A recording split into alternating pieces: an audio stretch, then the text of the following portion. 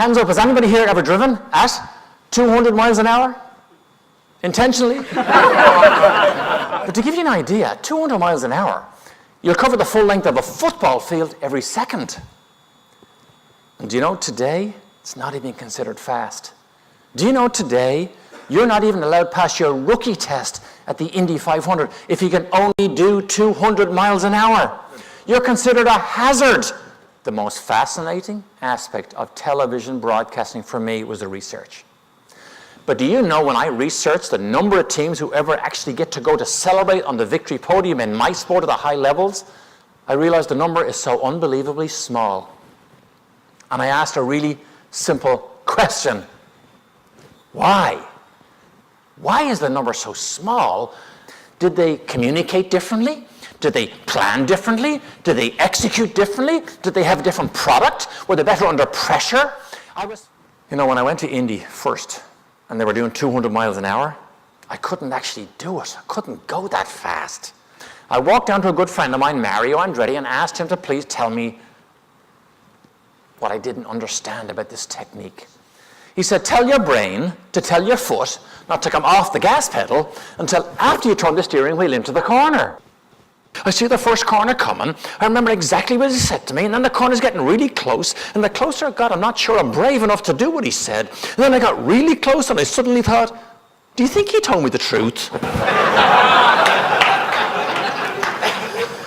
Hunch down, I turn in flat, then I back off the gas just to balance the car a bit. Much faster corner entry speed. I did 202 miles an hour right there because I learned this new technique. And of course, I thought he told me the technique to help me. And then I realized he told me the technique to help him. Can you imagine open-wheel racing cars running at 200 miles an hour and a rookie making unusual or abrupt moves? It could be catastrophic. And then I realized the speed we were running, I trusted my life to Mario. Then I realized trust is the very foundation of the great teams who get to go celebrate on that place called the victory podium. And you never build trust faster in our business than sharing what you know with the people beside you to help them get better. Now, when I say that, sometimes people get a bit scared. They think, we're already going as fast as we can. We're already shoving as much into every day as we can. But remember, in my business, it's not about going faster, it's about being faster. And being faster has two key elements. Right people in the right positions doing the right things. But an even more important element of being faster in my business is the ability to remove the speed bumps that might be slowing you down. I want to share with you some of the skill sets that answers that question, why? Do you think it's a coincidence that when I do my television interviews on the front of the starting grid, I will inevitably see the best painted, best sponsored, best prepared cars right up the front of the grid? But this group of people here knows that the job list and the checklist has been taken care of as well, or maybe even better, than everybody else that they might be in competition with. Now, do you think it's a coincidence that when I move to the middle of the grid, I see some pretty good teams there, but these teams are already looking forward to teams of people who've already demonstrated they've done a better job. And the race hasn't even started yet.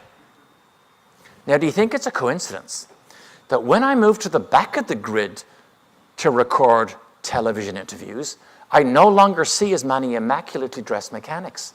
And if you look at this picture here, there's a mechanic on his hands and knees. He's got tools in his hands. He's got the rear wing off the car. He's actually working on the gearbox on the starting grid of the largest single-day attended sporting event in the world. Now, do you think it's a coincidence? The fallout and the failure rate at the Indy 500 also starts from the back of the grid because it is directly proportional to the preparation they put in before they go against the competition. As regards your preparation for what you do every day, where do you think you are on the starting grid of the race you are now in every day?